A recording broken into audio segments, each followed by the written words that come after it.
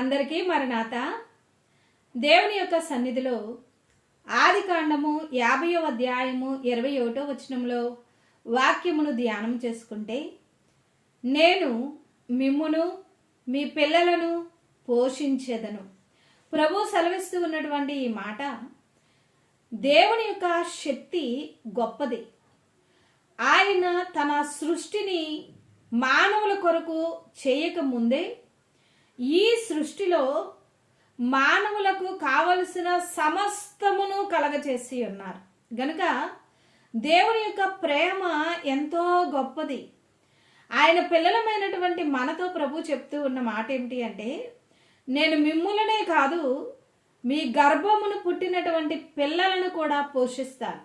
నిజమే, ఇశ్రాయేలీలు వాగ్దానపు బిడ్డలై ఉండగా అబ్రహాము, ఇస్సాకు, యాకోబులకు దేవుడు చేసినటువంటి వాగ్దానమును ప్రభు జ్ఞాపకం చేసుకుని ఐగుప్తు దేశంలో నుండి బానిసత్వములో నుండి విడిపించి వారు అరణ్య మార్గములో నడుస్తూ ఉన్నప్పుడు ఆకాశములో నుండి దేవదూతలు తినేటువంటి ఆహారమైనటువంటి మన్నాను కురిపించి పోషించినటువంటి దేవుని యొక్క శక్తి, దేవుని యొక్క ప్రేమ, దేవుని యొక్క బలము ఎంత గొప్పది చూడండి. రోషముగా నిలబడి ఉన్నటువంటి ఏలియా ప్రవక్తను కాకోలము చేత ఉదయమును సాయంత్రమును రొట్టెలను మాంసమును పంపించి ఏలియాను పోషించినటువంటి శక్తి ఎంత గొప్పది. కాబట్టి 5 రొట్టెలు 2 చిన్న చేపలను 5,000 మందికి ఆహారముగా పంచి ఇచ్చినటువంటి యేసుక్రీస్తు ప్రభులు వారి యొక్క జాలి, యేసుక్రీస్తు ప్రభులు వారి యొక్క ప్రేమ ఎంత గొప్పది. దేవుని పిల్లలమైనటువంటి మనము పనులలో, అనేకమైనటువంటి పరిస్థితులలో ఏ విధంగా నడిపించబడాలి, ఏ విధంగా పోషింపబడాలి, ఏ విధముగా తృప్తిపరచబడాలి అని చెప్పి మీ అవసరతలు తీరక, మీ అక్కరలు తీరక చాలా చింతతో వేదనతో ఉంటే ప్రభు సెలవిస్తూ ఉన్న ఈ మాటను దయతో జ్ఞాపకం చేసుకునండి. నేను మిమ్మును మీ పిల్లలను పోషించెదను. దేవుని పిల్లలారా, నేను ఒక దైవ సేవకురాలుగా ఈ మాటలు అందిస్తూ ఉన్నది దేవుని యొక్క మాటగా మీకు తెలియజేస్తూ ఉన్నాను. దేవుడే మనందరితో సెలవిస్తూ ఉన్నటువంటి మాట, మీతో చెప్తూ ఉన్నటువంటి మాట. నేను మిమ్మును మీ అవసరతలన్నీ కూడా తీర్చి మీ పిల్లలను కూడా నేను పోషిస్తాను. ఆయన సిలువలో మన కొరకు ప్రాణం పెట్టి ఉన్నారు. ఆయన శరీరమును, ఆయన రక్తమును మనకు ఆహారముగా అనుగ్రహించినటువంటి ప్రేమ ఆయనది. ఒక సందర్భమును నేను జ్ఞాపకం చేస్తాను. మా యొక్క సేవా ప్రారంభంలో మాకు వివాహమైంది, నేను గర్భవతిగా ఉన్నాను. ఆ సమయంలో సేవా ప్రారంభం చాలా కష్టంగా ఉండేది.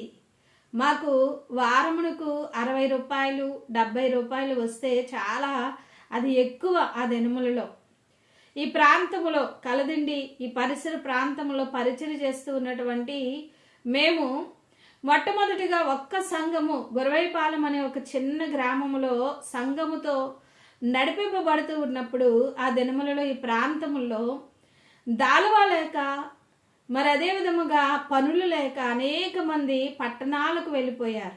ఆ సమయంలో ఒక దినము ఏం జరిగిందంటే, ప్రతిరోజు కష్టంగానే ఉండేది. రైస్ వండుకునే వాళ్ళం, మరి చారు కానీ పచ్చడి కానీ ఏదైనా ఉంటే ఏది ఉంటే దానితో మరి మజ్జిగ కానీ వేసుకుని తినేవాళ్ళం. ఒకరోజు ఏమీ లేవు అసలు తినడానికి. రైస్ వండుకున్నాము, పక్కన పెట్టుకున్నాం కట్టెల పొయ్యి మీద. దేవుని పిల్లలారా, నేనేమో గర్భవతిగా ఉన్నాను. మా అత్తయ్య గారు ఒక చిన్న టిఫిన్ బాక్స్ ఉంటుంది కదా, ఆ బాక్స్ ఇచ్చి ఒక ఆంటీ గారు, ఒక తల్లిగారు ఉంటే ఆవిడకిచ్చి స్కూల్లో భోజనాలు వండుతారు కదా, వంటలు చేస్తారు కదా, మా కోడలికి ఆ చారు కావాలంట, మరి తీసుకురమ్మని చెప్పి పంపించారు. సుమారుగా 1 గంట టైంలో మరి మాట అడ్డం వేసి పంపిస్తే ఆ వెళ్ళినటువంటి ఆ తల్లిగారు ఏం చేశారంటే కూర్చుని మాట్లాడి ఊసులు పెట్టుకుని సుమారుగా 3 గంటలకు వచ్చారు.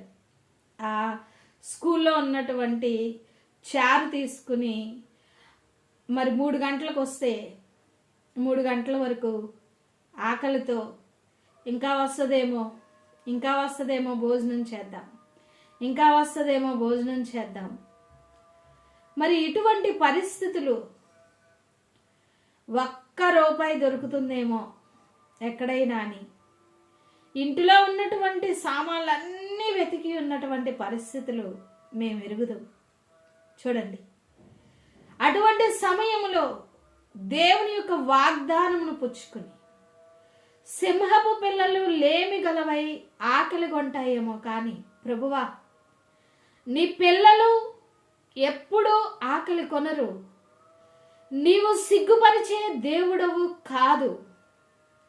అరణ్యములో ఇశ్రాయేలీలను పోషించినటువంటి దేవుడవు నీవు గొప్ప దేవుడవు, మమ్మలను పోషిస్తావు, మా పిల్లలను పోషిస్తావు అని నిరీక్షణ కోల్పోకుండా, ధైర్యము కోల్పోకుండా పైకి అందరికీ మంచిగానే ఆహారం తిన్నట్లుగానే ఉండి దేవుని యొక్క సేవలో నమ్మకముగా సాగినప్పుడు మమ్మలను పోషించాడు, మా పిల్లలను పోషించాడు, మా సంఘములను పోషించి అనేక వందల మంది ప్రజలు ప్రతి శుక్రవారము శాలలో భోజనం చేసి వెళుతూ ఉంటే మాకెంతో ఆనందం.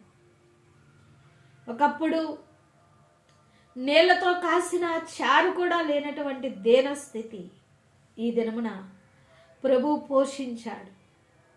ఈరోజు ఏ కన్నీటితో, ఏ వేదనతో ఉన్నావో దేవుని యొక్క బిడ్డ, మీ పిల్లల గురించి, మీ పరిస్థితులను గూర్చి, ఈ కాలంలో భయంకరమైనటువంటి కరువుతో, వేదనతో దుఃఖపడుతూ ఉన్నటువంటి కాలం మనము చూస్తూ ఉన్నాం. చూడండి, భయపడవద్దు. ఆయన పోషించే దేవుడు, ఆయన నడిపించేటువంటి దేవుడు, ఆయన కృప చూపిస్తాడు. మమ్మల్ని విడవని దేవుడు, మిమ్మల్ని విడవట్లేదు, మిమ్మల్ని తప్పక నడిపిస్తాడు. దైవాశీర్వాదములు మెండుగా ప్రభు మీకు అనుగ్రహించి రాకడకు సిద్ధము చేయను గాక. ఆమేన్. పరిశుద్ధుడైన తండ్రి, ఈ మాటలు ప్రతి బిడ్డ హృదయములో ఫలింపచేసి ఆధ్యాత్మికంగా, శారీరకంగా వృద్ధి చేసి మీరే పోషించి, మీరే నడిపించి రాకడకు సిద్ధం చేయండి. యేసయ్య నామంలో వేడుకుంటూ ఉన్నాము పరమ తండ్రి. ఆమేన్. అందరికీ మరణాత.